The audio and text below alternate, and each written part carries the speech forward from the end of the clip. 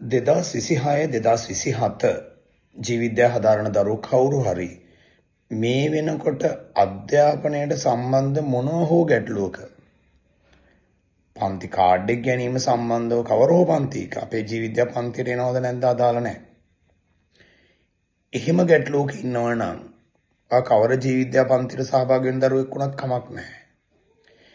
එහෙම නැත්නම් නිබන්ධන සම්බන්ධව ගැටලුවක නම් හෝ තීරි පොත් සම්බන්ධව සටහන් ඉවර නැති වෙච්ච ඒවා සම්බන්ධව ගැටලුවක නම් අනිවාර්යෙන්ම අපව අමතන්න අපේ WhatsApp අංකයට. අපි මේ වෙලාවට කරන්න පුළුවන් ආර්ථික මේ උදව්වද නිබන්ධන වශයෙන් උදව්වද අනිවාර්යෙන්ම කරනවා. මේ වෙලාවෙත් අපි කැලණිය ගම්පහ කලාපවල විශේෂයෙන් ජායල දරුවන් වෙනුවෙන් ඇඳුම් පැළඳුම් බෙදා දීමේ කාර්යය නිරත වෙන ඉන්න ගමන් අද රාත්‍රියේත් එක සිදු වෙන ඊ රාත්‍රියේත් සිදු වුණා.